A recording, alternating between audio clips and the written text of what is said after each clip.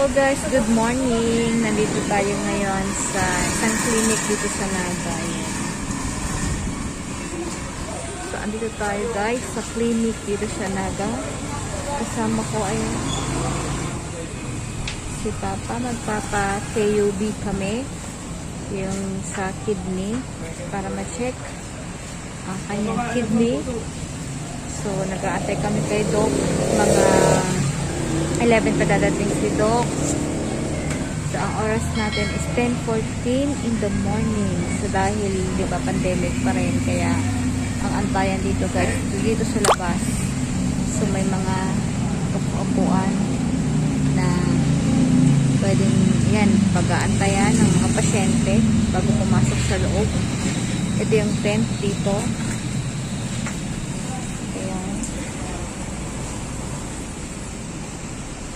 Yung tent dito sa labas. Ganyan yung itsura. Medyo yung mga butas-butas siya. Ayan. Pag sobrang lakas ng ulan, hindi pwede dito kasi mababasa. Pero ngayon umuulan, hindi naman siya ganun kalakas yung ulan. Padaan-daan yung ulan.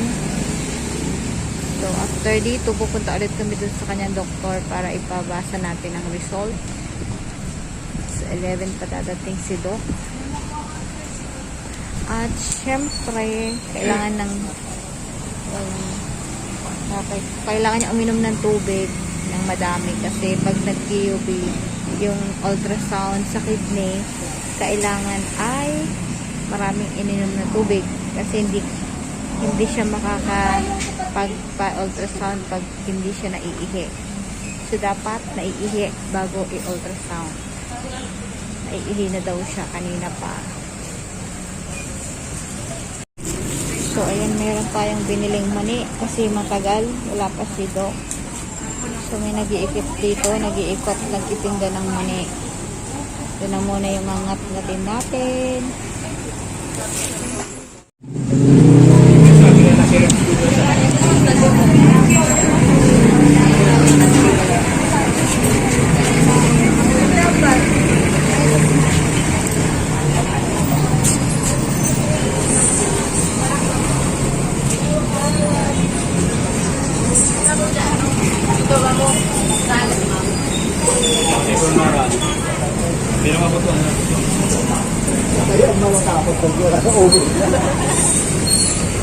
Ay, hinirit ni Madam Ta.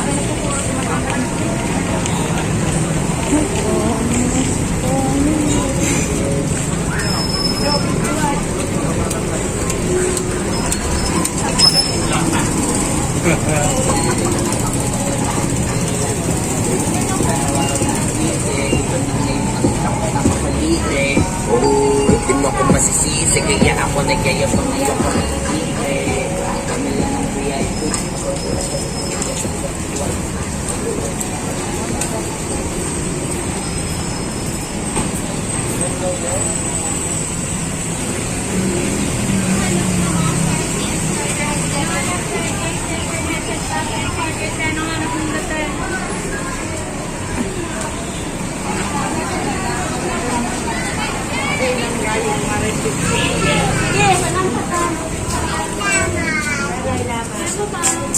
Karaan na nikas lang cake. 35. Tapos, may hopya. Karaan itong hopya. 20. Ah, ito obi? Ube po. Ngayon lang ko ni. Ha? Ngayon to? Dumana lang.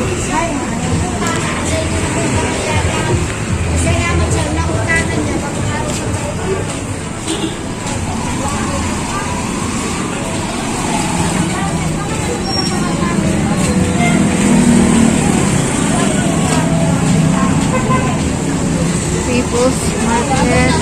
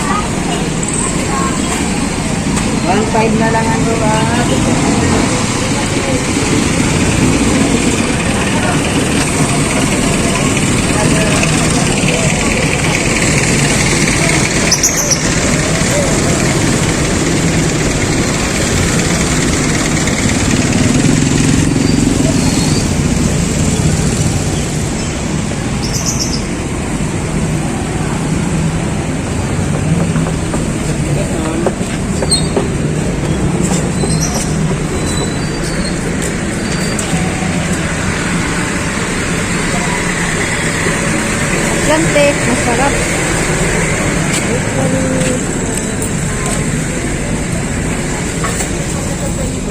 Tinapay.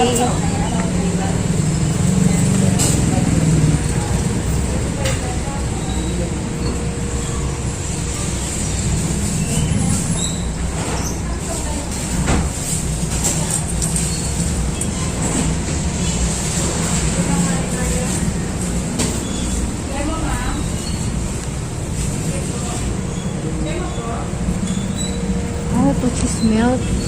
May palaman to? Ayo, pandikuko. Ba, ano yan? 5. Oh. Akala ko kamay kamote kyo. Wala po. Banana kyo. Thank you.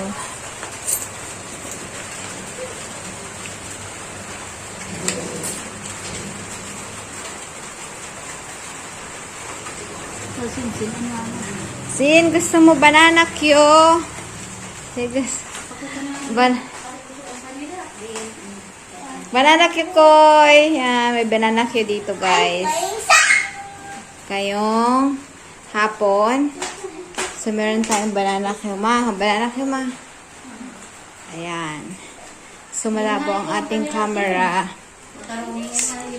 Nagluto ako kanina ng sopas.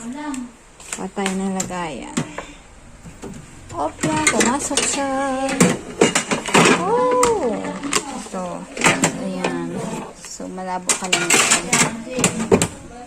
Naku. Busog na. Ayan, macaroni. Nagluto ako ng macaroni kanina. Ay, macaroni. Sopas kanina.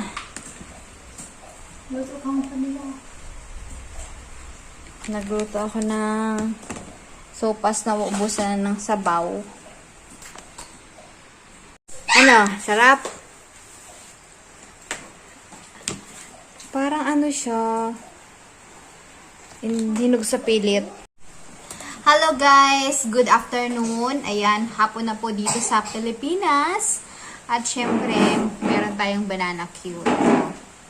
So, ito yung banana cue dito. Okay, that's your banana cake. May dumadaan dito guys. Hanapat namin ng banana cue. Kaminsan, ano naman, lumpia sa umaga. Nga pala kanina, nagluto tayo ng sopas. Siyempre, medyo ano na yung sopas, naubusan na ng sabaw.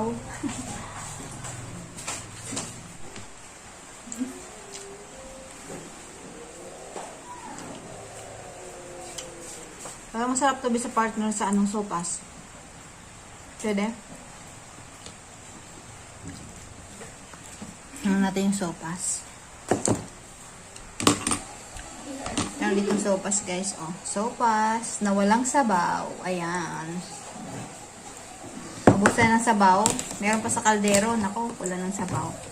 Ito sana yung hahatid namin doon sa hipag ko. Nagtatrabaho sa munisipyo. Kaso, hindi na daw. Kasi may pagkain na sila guys.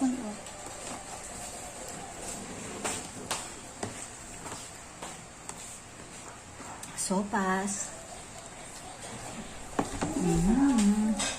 So, yun nga guys, kahapon, pumunta ako ng city, kasama ko yung aking tatay. At syempre, para yun doon sa kanyang check-up. At syempre, yung KOB, yung ultrasound na ginawa para sa kidney or something, yung kung meron bang, yung size pala ng prostate, ganon. So, nakuha namin yung result. after ng ultrasound, makukuha agad yung result at syempre nakuha natin. Ayun nga, okay naman yung result. So, medyo nag-uumpisa pa lang lumaki yung prostate at sabi ng doktor ay normal lang daw yun kasi nagkakaedad. Yung kidney niya okay naman so far, thanks God. At yun nga, after nun guys, so hindi ko na napakita sa inyo yung video kasi nagmamadali kami kahapon. Kailangan namin habulin yung kanyang doktor kasi ipapabasa namin yung kanyang ultrasound. Pero habang take nung ultrasound yung doktor, habang dun sa may loob ng room para sa ultrasound, ibina-explain naman ng doktor na nagkakandak ng ultrasound kung gaano ba kalaki or ano ba yung sitwasyon ng kanyang kidney, ganon. So, ayun, hinabol namin yung doktor kasi halos yung mga doktor dito, napansin ko this week, puro half day lang. Kaya talagang hinabol namin na makapalista kami at yun, dire-diretso yung aming tawag dito yung pila namin kahapon. So, inabot kami ng, ano ba yun? Alas 2 na yata. Kasi mula doon sa ultrasound na ginawa, diretso kami guys doon sa kanyang doktor para syempre mapabasa na natin at mabigyan kung ano yung gamot or advice ng doktor, di ba? So, ayun. Kasi meron naman yung doktor yung tatay namin. So, yun. So, at least, di ba, na natapos yung isang ano niya, yung parang, alam mo yung kailangan gawin. Kasi kailangan din naman ng mga magulang natin na pag nagkakaedad na yung may check-up din, follow-up check-up, may regular check-up, kahit once a year or 6 months, di ba? At syempre, yung sunod naman ay siguro by susunod na schedule, yung nanay ko naman. Yun nga ang ganap sa akin guys, siguro by next week, baka naman ay mag-umpisa na tayo ng work dito sa aming probinsya. Ayun, kita-kits na lang ulit tayo guys sa aking mga susunod na vlog. At ayun, thank you so much sa panonood nyo sa aking video, sa aking vlog. And please don't forget to like, share, subscribe, and hit the notification bell for you to be notified on my next video. Thank you so much, Pebbles United, at sa aking mga suportahan, yan mga ka-vlogger ko dyan. Shout out sa inyong lahat. Shout out din sa aking mga kababayan dito sa Bicol, ayun. At sa mga susunod ay baka makapag ano tayo guys, outdoor activities yung mga pwede nating ma-vlog. Thank you guys. God bless everyone. See you soon. Bye.